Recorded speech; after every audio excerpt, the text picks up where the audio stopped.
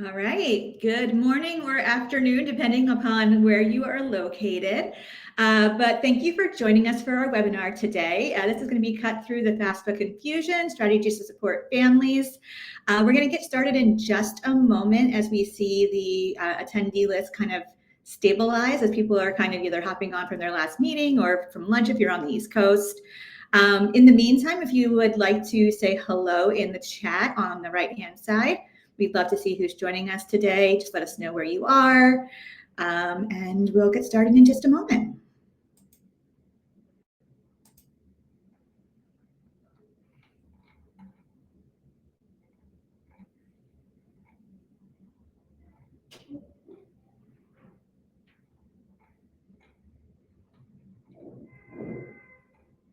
See a lot of familiar faces and names on this list. Hello, everybody. All right. I'm going to get started so we can go through some of these early, more housekeeping slides. And for everybody who is joining, this is being recorded, so do not worry. You're not going to miss anything. Which is actually one of my first little things here for our housekeeping thing. So first of all, you all are on mute. We cannot see or hear you, which is sad, but it does keep things a little more organized.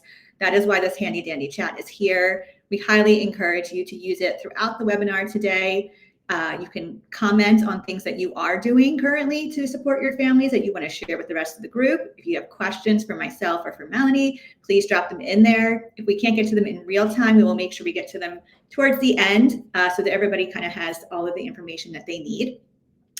And then we also will have a couple of polls during today's session, so they will pop up directly in that chat box as well. So make sure you have that sidebar open and participate in those polls so we can kind of learn a little bit more about what you are all facing and doing right now.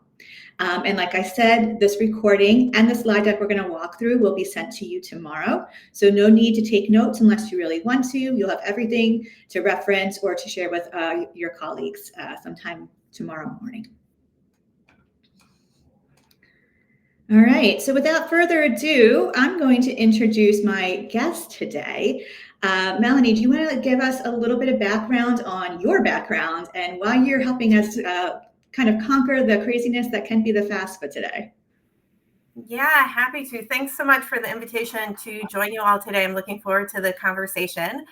So my name is Melanie Muenzer. I am currently head of Empowered Higher Education Consulting. Prior to that, I spent 4 years at the U.S. Department of Education under the Biden administration as chief of staff to the undersecretary. During that time, I spent a lot of time on the 24-25 FAFSA and everything that entailed. I helped make sure it went, we'll just say, as smoothly as possible. I think we all know what that means. I also spent a few years out in Oregon, working at University of Oregon and on the board for Lane Community College. And then I served again at the U.S. Department of Education under the Obama administration for 7 years in numerous roles, all in higher ed. So very happy to be a part of this conversation today, and hope you all find the information helpful. Thanks. Yeah, thank you so much for joining us, Melanie. If you're not familiar with me, my name is Melissa Greiner. I am the VP of Marketing here at Campus ESP. I come to this conversation as the perspective of what families really are asking for and wanting right now, as well as some perspective from what many of our customers are already doing to try to serve their needs. I am not the FAFSA expert. I will have to fill it out for the first time next year, though, so I'm going to try and learn here along the side of you and take some things home with me as well.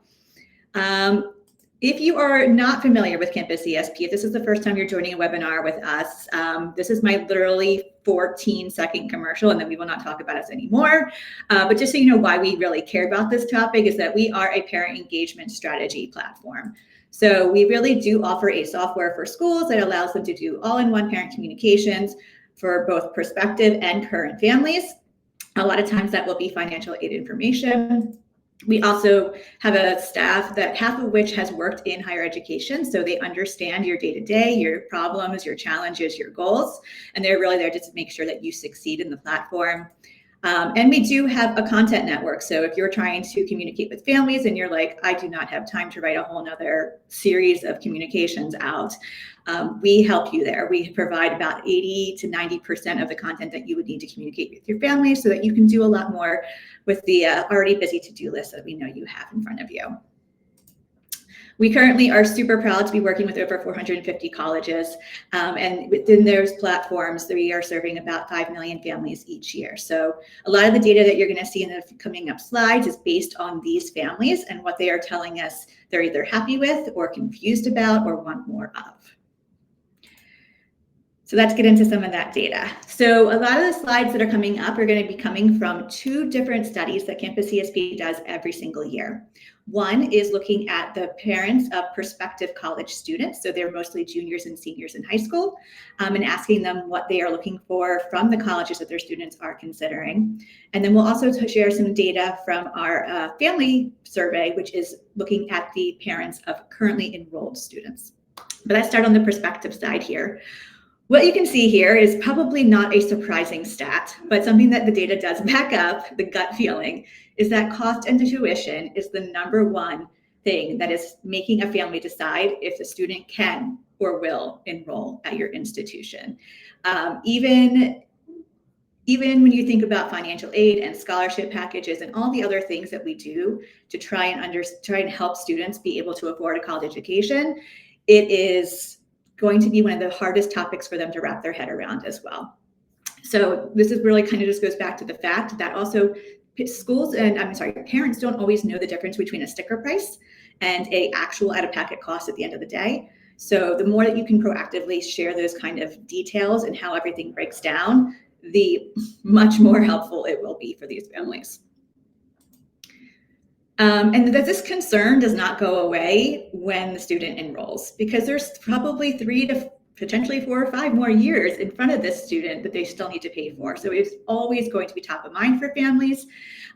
We see here that, about, let's see what it is here. I'm going to do some math here. There we go, 59% of families are basically falling into this difficult category. So that's more than half of your families are already seeing this as a challenge. The more information you can provide to help them through this process, the better it's going to be. The problem that we see here also is not just that parents want information about financial aid and cost and ROI, it's what they feel they're getting the least of. So if you see here, we're actually doubling this down now to actual certain kinds of families. So this slide is looking at those by income level. You can see everybody feels like they're not getting enough financial aid information, but particularly those that might be getting hit the hardest, those in that lowest income bracket of under 60K, really feel like they do not have enough information. So the more, again, you can do to be proactive here, you're going to be able to support these families where they are. We also see this from a different perspective in terms of populations. This is looking at that same issue and that affordability of information gap at the generation level. So first generation families versus those who are continuing generation where somebody in the family has already gone through higher education. They feel like they are struggling to find this information and to understand it. And then the last data point that I'm going to share with you here is when they can find it, they're not very happy with it. Part of this, I think, is just, this is a complicated topic. And for many people, this is the first time they're thinking about these numbers in certain ways, the processes that they haven't been through in years or haven't been through before. And they really feel like they need better guidance. They also really want information, not just about how to get through the financial aid and to make sure that their student is getting there, but they want to make sure that all of this effort and all of this money is going to pay off. So things that talk about ROI, so job placement for the graduates of the school, career services that are offered to help students graduate and actually go into degree-focused careers, that is really what parents want more of and more quality around. So probably not, groundbreaking data here in terms of obviousness. I think we all know that financial aid has always been a topic that is confusing and needs a lot of guidance. And one part of that is the FAFSA. So the FAFSA has had a little bit of hiccups in recent years. Melanie mentioned the 24-25 edition where there was a bunch of changes made. I think in higher ed, we all lovingly refer to it as the FAFSA fiasco. And we got through it, right? But it did cause some drama, particularly on your campuses. We all know that you were trying to get information that you did not have access to. It delayed the creation of financial aid packages and getting those out, which in turn probably delayed decisions and deposits. And it just was a very difficult year for everybody involved. There's no way around that. We do know, though, that thank goodness it didn't have a super negative impact on the actual enrollment. While it was a very hard season for everyone to get through, enrollment did actually go up that year after. So, I mean, I guess we can always just say, think of what it would have been if it was perfectly smooth, but we didn't, completely shoot ourselves in the foot here. And the next year, things even went up any further. So we're still seeing people enroll. This isn't becoming a barrier. It's just a simply difficult process for people to get through. Here at Campus ASP, we always share one of these little charts here. This is the activity in our portals over time. And you can see there's always a lift in August. It's back to school season. So for both prospective and for current families, we always see a spike in August. It's like our seasonal trend. The year that the FAFSA went sideways, December killed it. December just became its own new peak because it was when everyone got so confused. They were like, where is this? And then now what do I do with this? But we all navigated it through.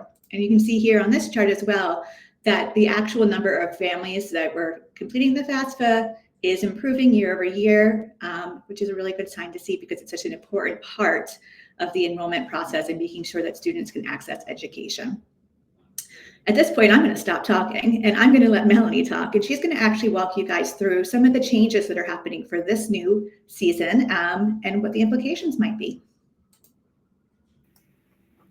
Okay, great. So we're going to go ahead and start with, I think, two of the biggest changes that students and their families are going to be experiencing with the FAFSA that is out now. So first, I'm going to start with contributors and how contributors, which are either a parent or a spouse, someone that needs to contribute to the student's form, what they experience in being able to access the form. Just to go back for a little bit to remind everybody, originally the department had to change the process for a contributor to be able to participate in the FAFSA in the 24-25 FAFSA cycle. And that was a part of the new legislation that Congress had passed, the FAFSA Simplification Act, the Future Act, if you're aware of those. And basically what Congress had said is that anybody who fills out the FAFSA form, whether it's the student, the parent, whoever, has to agree to have their tax information, their income information pulled directly from the IRS. So that meant the Department of Education had to verify the identity of each of those individuals who was contributing to a form who would have their information pulled from the IRS. This was done by everybody creating a studentaid.gov account. Again, whether you're the student, the parent, spouse, whoever, you had to have your own studentaid.gov account. The first way that the department tried to then have those contributors enter the form was by having the student enter in information into the FAFSA form about their contributor, such as their social security number if they have one. And the idea was that it would be a simpler process and that the system would just automatically find that studentaid.gov account that went along with the information that the student had entered. It would match them up in the system. The contributor would be very easily able to access the form, complete their part of it, sign it, and everybody would be on their merry way. But that didn't work. It didn't work for several reasons. One is that many students don't actually have access to their contributor's social security number. So for those parents, maybe they didn't want to share the number with their student, that there's a lot of reasons that a student wouldn't be able to access that information.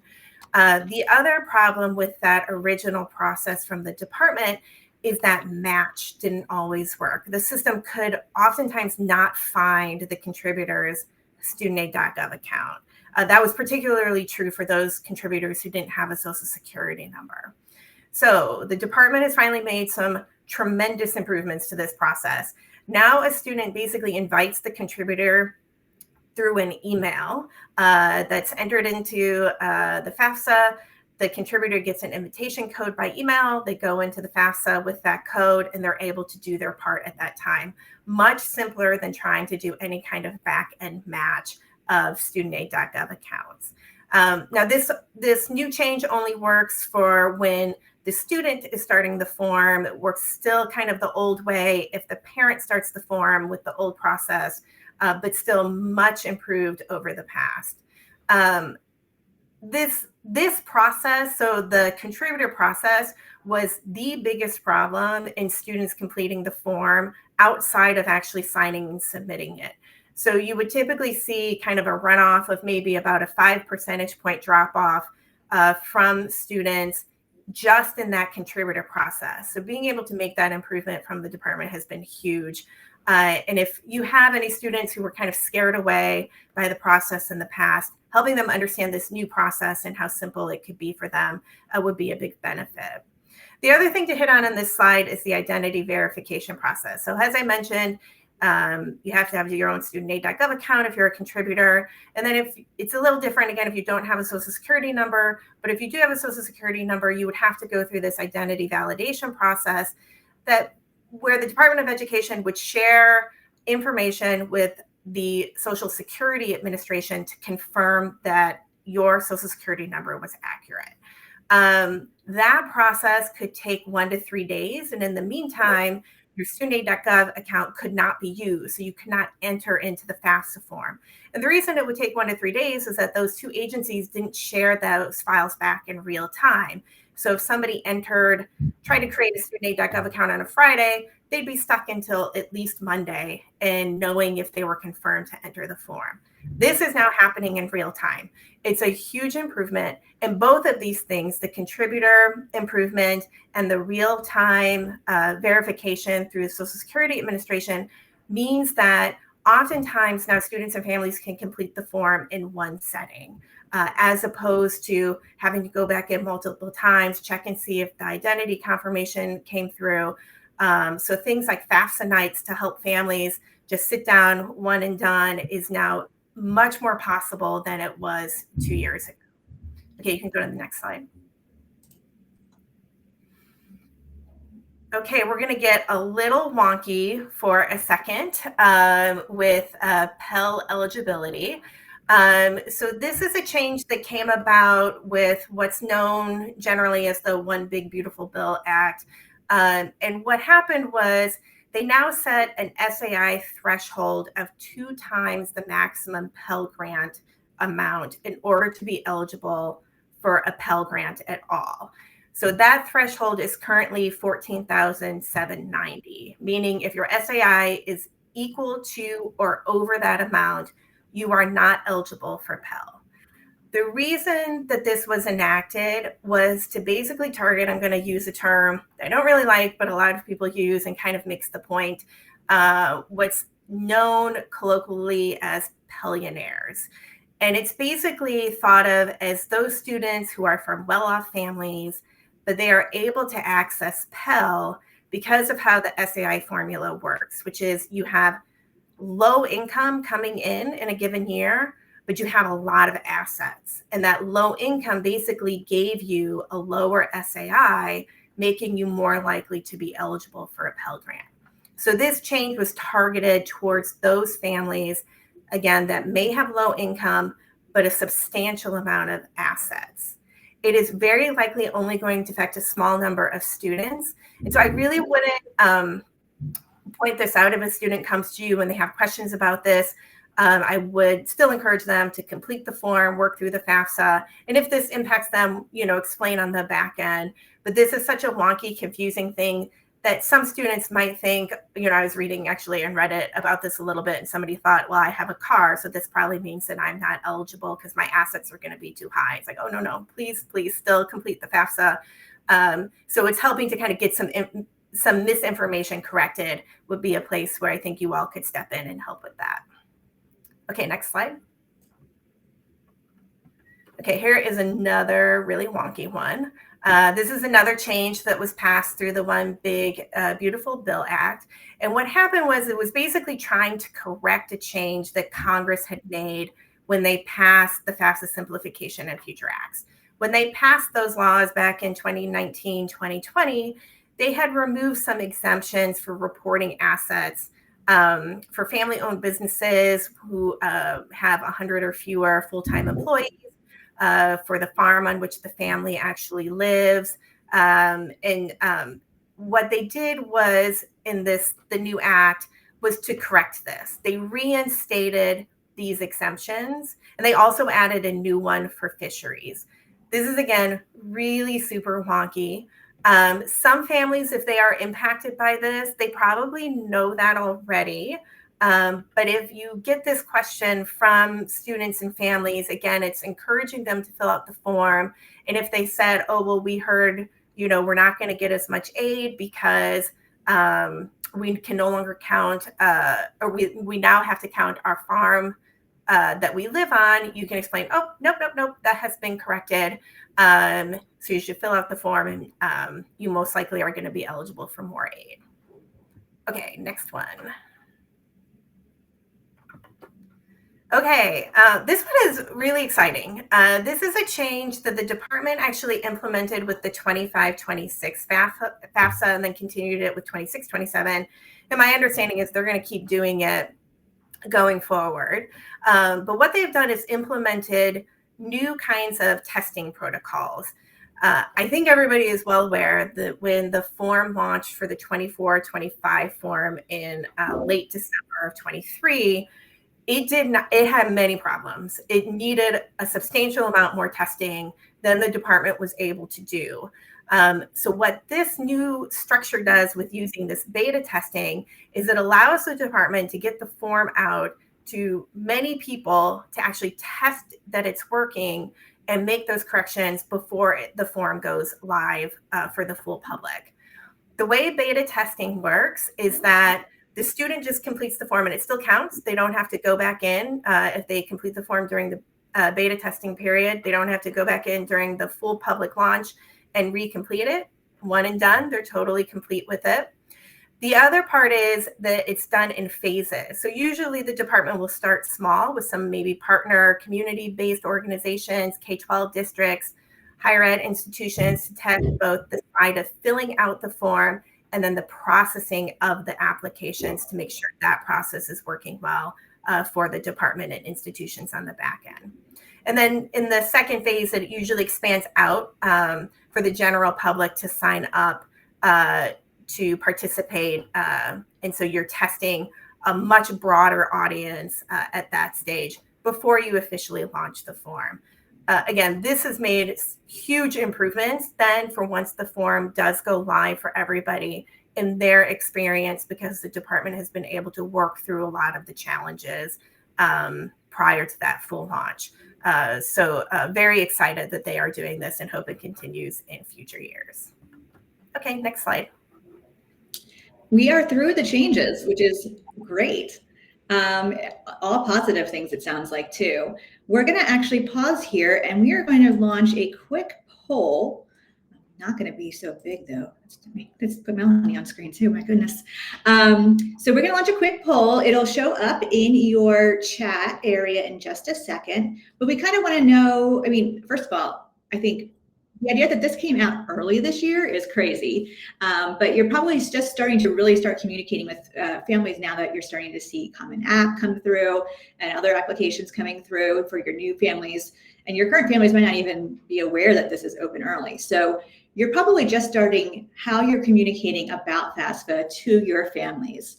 How do you think you're doing? This is a little bit of a self-assessment here. Are you giving yourself an A, a B, or kind of maybe towards the bottom? There are no wrong answers. There's always room for everyone to improve, but we're just kind of curious where everyone feels like they're falling in the greater picture here.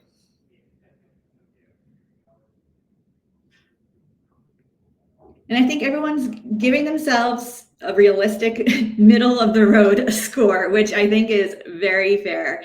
We're confident we're doing something. We always can improve, but we know we're at least checking the box, which is all we really can ask for.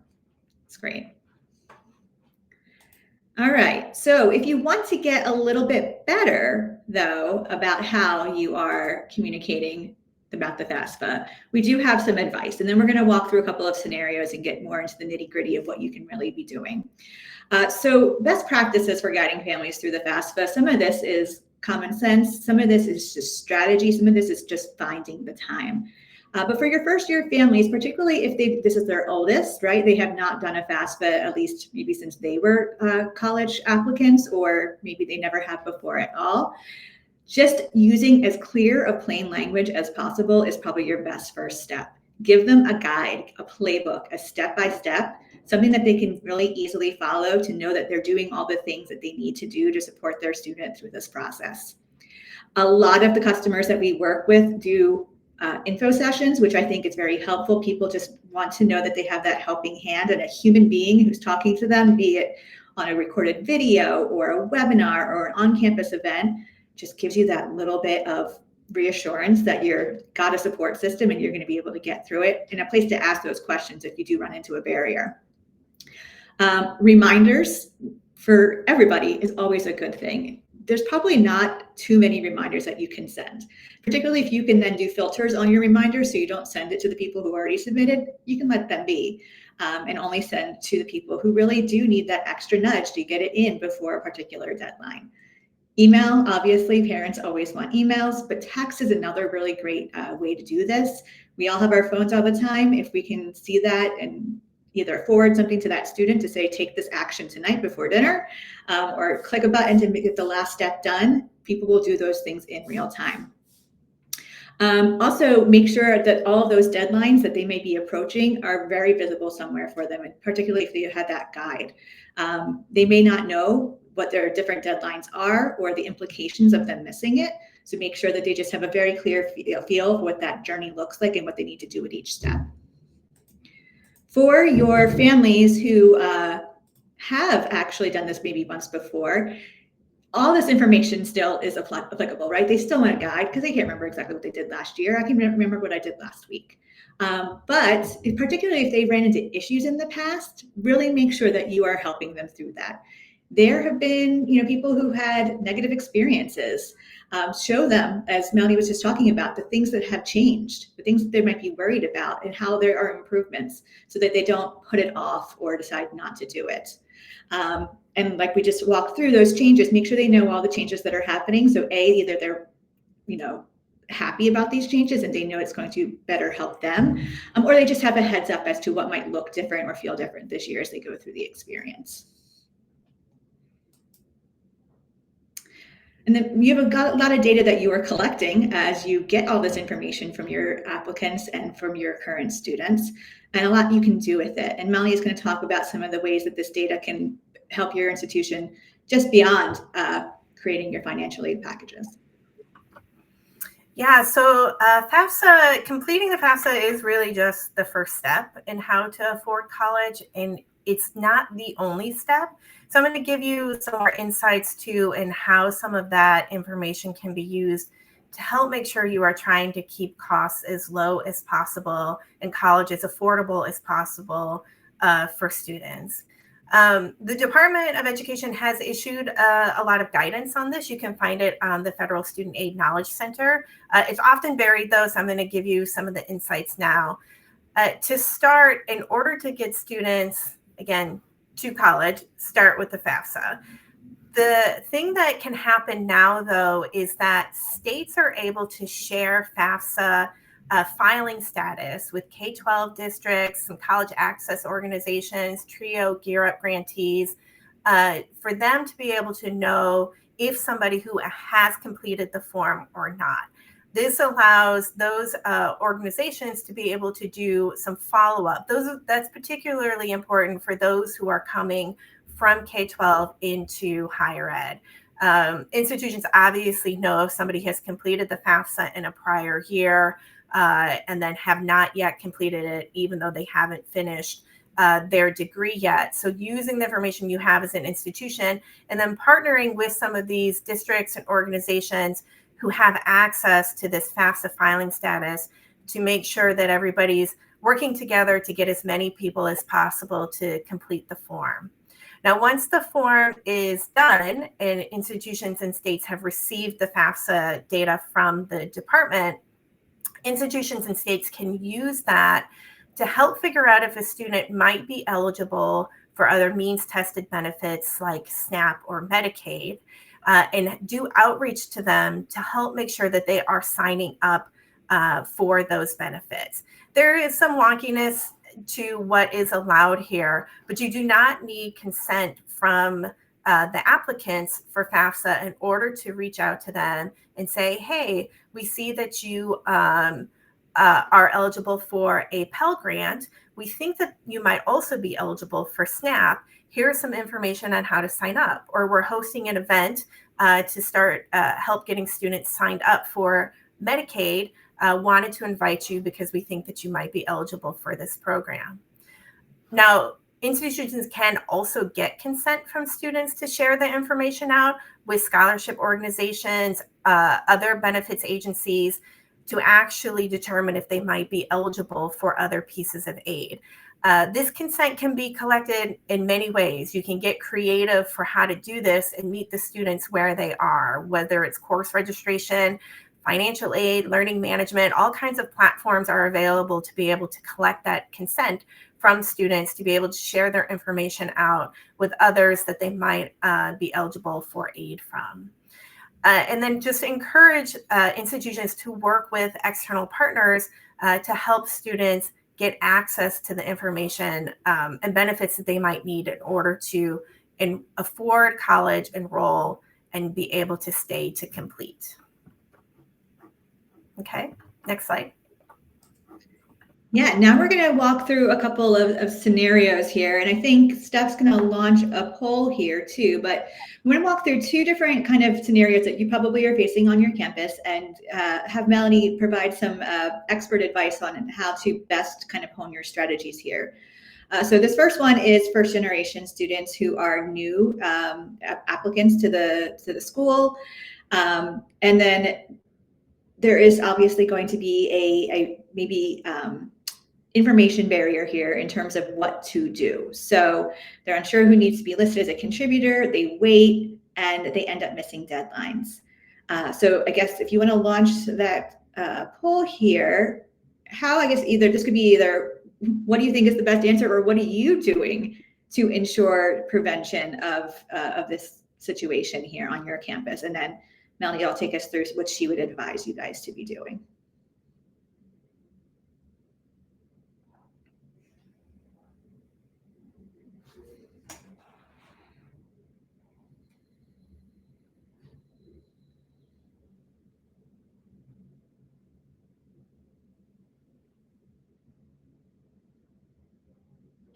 All right. It's starting to even out a little bit, but the early front runner and still front runner here is a FAFSA one-on-one session for first generation families. It's evening out even more. We should have added a fifth option as all of the above. All right. Yeah, definitely a little bit of everything here, but the checklist being provided early, reminders, but definitely a one-on-one session for those people in particular so they can get those questions answered seems to be your guys' best pick for how to address this. Melanie, you want to talk about some of the ideas that you would suggest institutions enact here? Yeah, and mine build off well, I think, from where everybody landed. I think a lot of this comes down to you really have to meet students and families where they are, using terminology that they understand, using the language that they understand. So the more that you can either use interpreters or materials in the language that the families speak in order for them to be able to understand more what the process is incredibly important. Using social media, it's interesting to me about the peers and how that was such a low number in the results. I think it really depends on the student population for whether a peer network is helpful or not.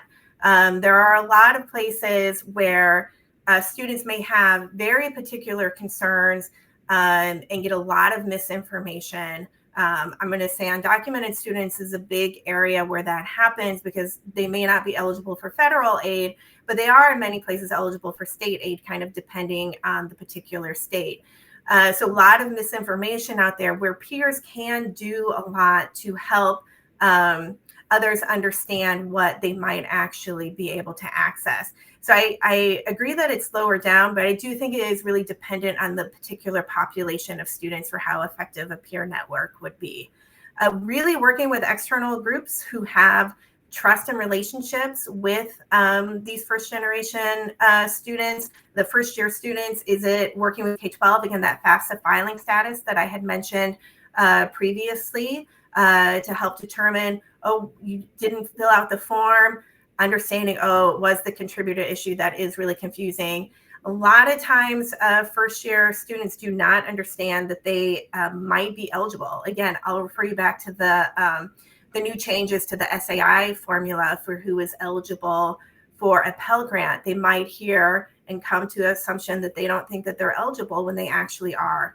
So the more that you can use this plain language, reach them where they are. Social media is really want to emphasize that one. It's a great one. It's a one that a lot of people, my age in particular, cannot use well. So the more you can also use, students themselves to help with social media and get at the students in a way that they understand it would be really helpful. And the last thing I would emphasize is the follow-up. So it's not just about making sure that they have started the form, it's making sure that they have actually submitted the form. That is the biggest place where the department sees the fall off, is that they get as far as signing it and submitting it, and then they'll lose, I think it's somewhere around 5 to 7% fall off at that stage. So really want to make sure they're doing that. And then if they get selected for verification, and so they have to come back and provide more information, you also see a fall off of students at that phase as well. And especially for a first year family, not understanding why do I have to provide additional information through verification can be super confusing for them. So again, helping to put things in plain language and walk them through it as much as possible would be really beneficial. That's great, thanks. Now we're going to talk through a scenario for returning families, those who are entering their second, third, or fourth year of the institution and are looking to fill out their FAFSA again. In this scenario, we have a sophomore who is coming back. Family completed the FAFSA in their previous year, but did not have a positive experience. They ran into either rejected forms or delays, and now they are anxious. Anxiety, I think, is something that always runs a little bit as a thread through financial aid and FAFSA. It's just a complicated process. But those who have been burned before, in particular, may be even more hesitant to give it a second shot because of the experience they've had in the past.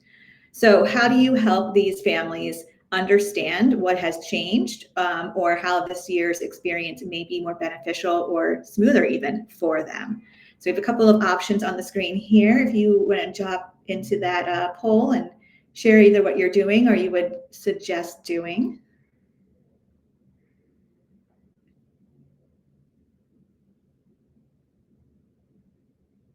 Current frontrunner is one-on-one financial aid counseling, which I know can be a lift from a bandwidth perspective, but yes, somebody who is helping you one-on-one, I think is always going to be a helpful, confident guide.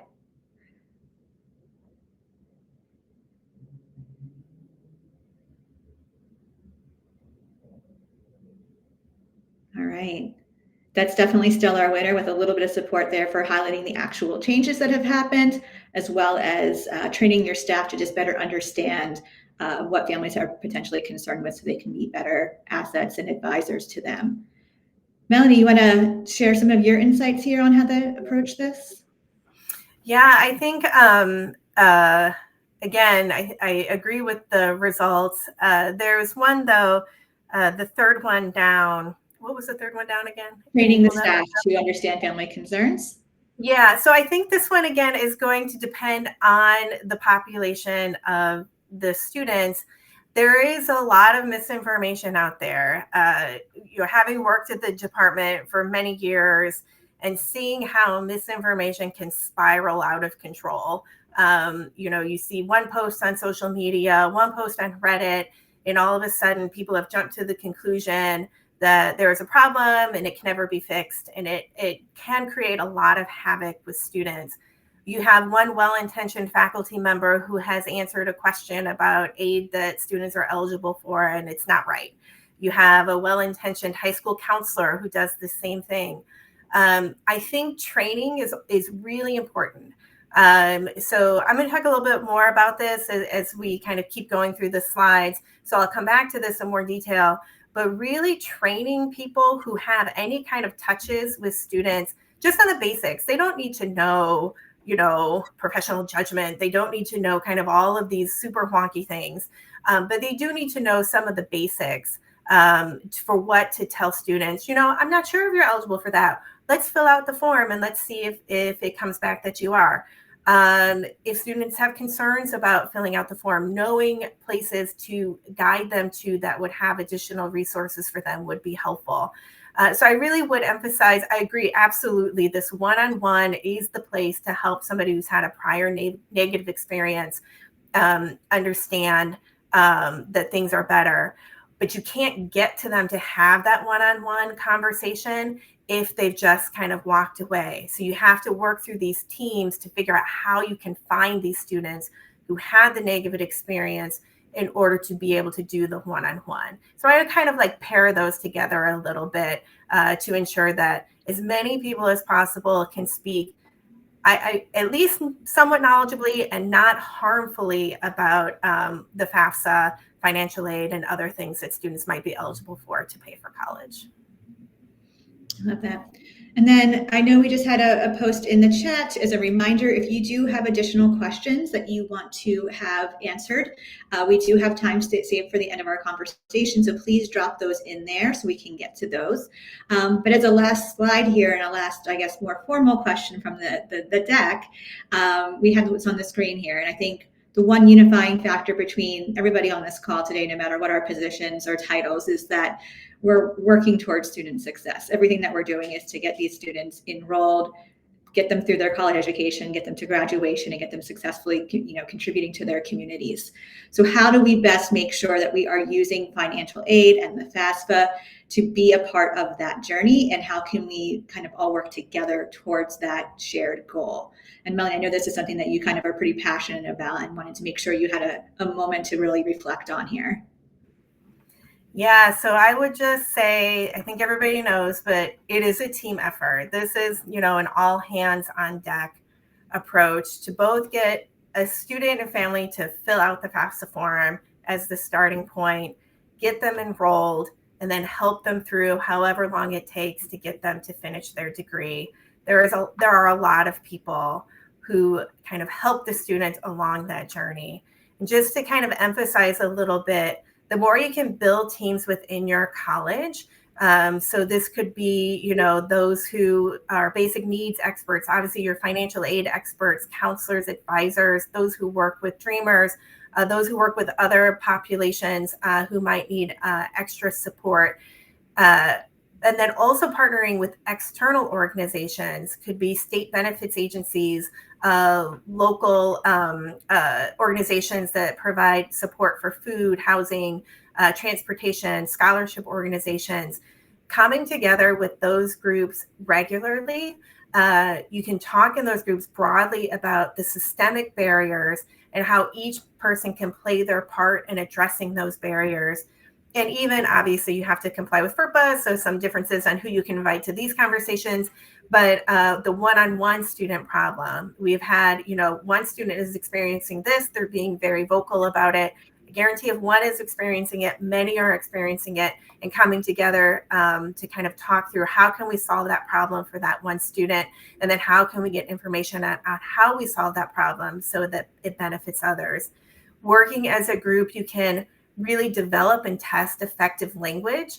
I'm going to emphasize again what I said earlier. I am not the right person to figure out what is the language that students are going to be responsive to. I am not the right person to figure out the best means of outreach to students. So getting people to the table who can do that type of work, know how to reach students is incredibly important. Making sure you have people there to help the students finish the FAFSA, doing staffing for FAFSA nights where you can get families together, where you can hold them in the evenings, on weekends, outside of normal business hours. And a lot of that involves working with other community organizations who do that type of night work, knowing how overwhelmed all of you are at institutions with what you need to do on a daily basis. But training teams on how you can use data, like I said earlier, basics on financial aid eligibility, basics on how you might be eligible for other means-tested benefits, how to monitor students when they are on campus to see where they might be falling off. It's this all hands on deck approach. And then just to end, it is clear that institutions always need more resources and capacity to do this type of work. It is one thing for me to sit here and tell you kind of all of these best practices, but the more that you can come together as a team and group, the more likely it is you're going to be able to then create proposals for your leadership around, hey, we need to hire this particular person, or we need these additional resources in order to help these students. So the more that you can create these collaborative proposals also for leadership is more likely to hear that if it's coming from numerous places across the institution, as opposed to, hearing from one person, oh, I'm really overwhelmed, I can't help. But if you have 20 people saying that with ideas for how it can really have an impact on students, that's usually heard differently by leadership. And I did just want to end by just thanking everybody for everything that you do daily to help students. You all have very challenging jobs. I have, like I said, I worked on the 24-25 FAFSA, so I know in some part I made your lives more difficult than they needed to be, and I apologize for that. But appreciate everything that you do and the service that you provide to students and families to help them get better lives. And thank you for that. Definitely. We do have one question in the chat that is more like a fact check here, which you probably had this number handy, Melanie. Ella's asking if you could repeat the amount that is the SAI for Pell Grant eligibility this year. Yes, it is 14,000. Give me 1 second. Let me find it really quick. It's double max Pell, which is 7 something. 14,790. 14,790. Thank you. We do not have any other questions in the chat right now, so I'm going to give it a second just to see if some people are a little bit running behind here or thinking about things as we finish up. But I will also, just while we're waiting a second here, thank everybody for joining. I will definitely echo Melanie's sentiments that we really do appreciate everything that you are doing for your students, for their families, for your communities. And also thank you for spending some time with us today. We know your schedules are a little bit insane. So taking an hour out to spend time with us and learn something that really better help them, we know is an effort, and we appreciate that time. I think we seem to be in a good place. So Melanie, you must have just nailed it. And they are all super confident, and they're going to go write a bunch of family focused FAFSA comms and be superstars this year. But just in case you're like, oh, wait a minute, maybe I don't know everything. On the screen right now is both Melanie and I's email addresses. Please feel free to reach out to us if you do think of something in the coming days. Like I mentioned at the start, you will receive this whole recording, the deck we just walked through, all that tomorrow morning, so you also can review it again. And if you get through that and you have those questions, please reach out to us. Happy to help you guys as you enter the busy season. It's going to be a lot, but it's going to be a good year. Thank you again, and everybody have a good rest of your day.